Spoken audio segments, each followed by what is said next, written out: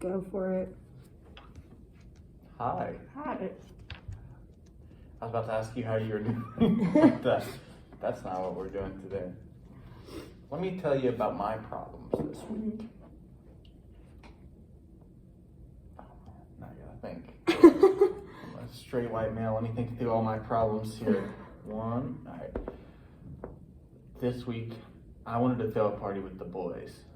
I thought it'd be really cool to have a Black Ops party with the boys this week.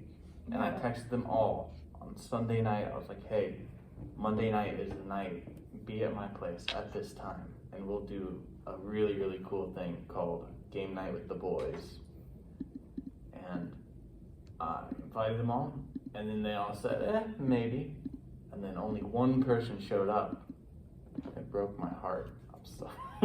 So you were really excited about this game night and just no one appreciated it. I was so excited, and they didn't understand that we were playing Black Ops with the boys.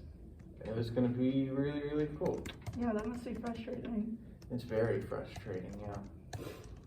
So I tried to play it by myself, but I didn't get very far because I'm not very good at Black Ops. I used to play it as a young child, and then I stopped playing it for forever, and then I got really bad at it. So I just suck at Black Ops. Yeah. So, let's see. How did that make you feel? It made me feel lonely and very disappointed. I felt inadequate. Like if the boys don't love me, then who will? Yeah, they're the boys. They should support you. Exactly. See, I feel that. Yeah.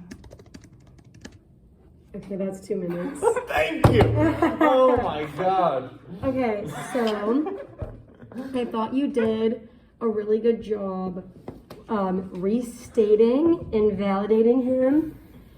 But I thought when the silence happened that maybe you could have used something else there just because the silence did feel a bit awkward. So maybe you could have added some more body language like head nodding, or you could have done something like asking a probing question, like if this has been happening a lot recently to try and get to the root of the issue. So, yeah. Do you want to be like the person having an issue now? Yeah, I could do that. Okay. And then you'll grade us? I'll be, yeah. Okay. Get back.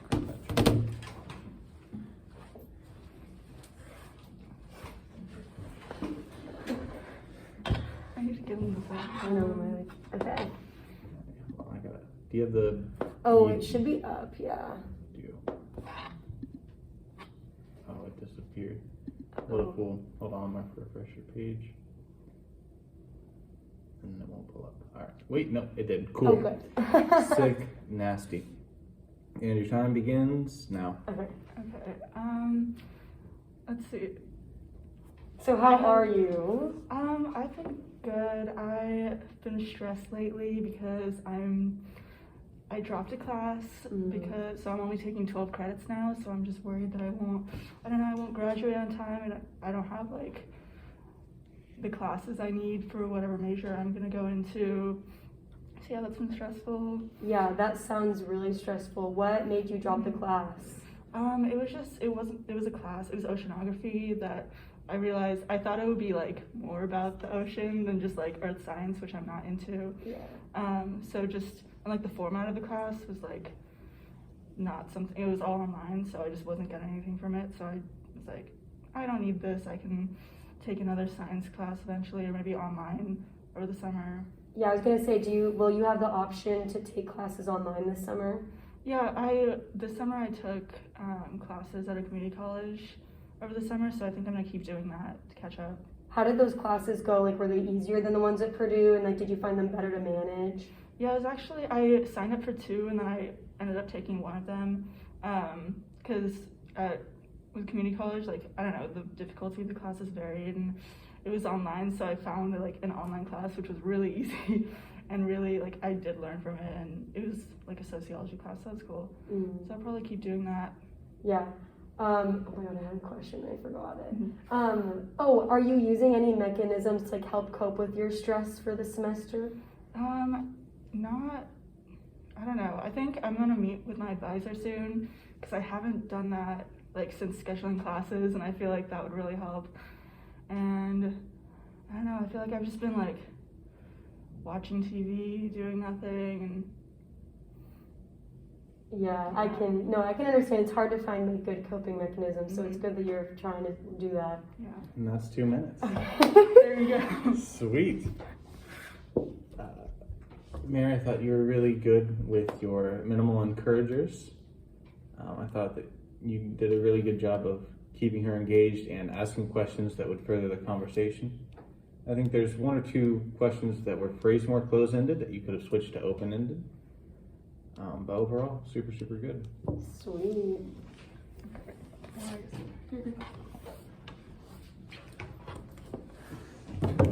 Okay. I'm trying to think of an issue I've been having recently because. Okay, I just thought of one. Alright. Alright, sick. Should I just like start? Whenever Elaine's ready. Oh yeah, whenever you're ready. Okay. And go. Okay, so I've been having this issue recently. Basically, I'm in a business fraternity and I'm on the executive board for that, which means like my position is chapter operations, so I take attendance and do excuses if they can't come to chapter meetings. Okay. And there's a Google form that I send out every single week, and I say, hey, if you can't come, fill this out by tomorrow night. And people, when they don't come, either haven't been filling them out and texting me afterward, or they've just been texting me and not filling out the form, which I think is really disrespectful of my time because like it's really stressful to be looking at the form, texts, and emails for looking at these excuses for not coming to meetings. And it's really been mad and making me mad, and no one's listening to me when I tell them to fill out the form. Yeah, so is it the same typical group of people, or is it kind of a little bit of everybody? I think it's like definitely the same group of people, and I talked to them about it like at chapter and individually, and they're still not changing. Okay, so who else in leadership have you talked with about this? Well, last night I brought it up with our president and our senior vice president, and they said that like there's not a ton that they can do besides like just having me like keep telling people to fill it out. Okay, and how does that make you feel? It's definitely frustrating. I understand where they're coming from because like they can't really do anything about it either. But I just don't know how to express to these people that it's disrespectful of my time to not fill out a form that takes like, it's literally 3 questions. And so if they can't fill it out, like that's so disrespectful to me, I think. Yeah, so it sounds like they just really don't value you and your title and what you're trying to do for the chapter. Totally. And it's just so rude. Like what the heck? I work really hard and I don't want, and basically if you have like 3 unexcused absences, you have to go on trial and you might get fined like $10. And so it's just really annoying because I don't want to put these people on trial, but I might have to now because they're not following the rules. And these are like my friends. Yeah, that makes sense, and that's tough to have to put your friends on trial. Oh my god, I got a phone call in the middle of that. I don't know if you saw it on there. But I didn't know. Okay, that was a really good job. Like you used a lot of like open and closed-ended questions, and then you summarize. I think you could have used like, I don't know. I think you did a really good job, but maybe you like asked a lot of questions. Maybe I don't know. Like a variety of things. I don't know, but you use like body language really well, so it was good. Sweet. Bye, Professor Bye, Bowen. Professor Bowen.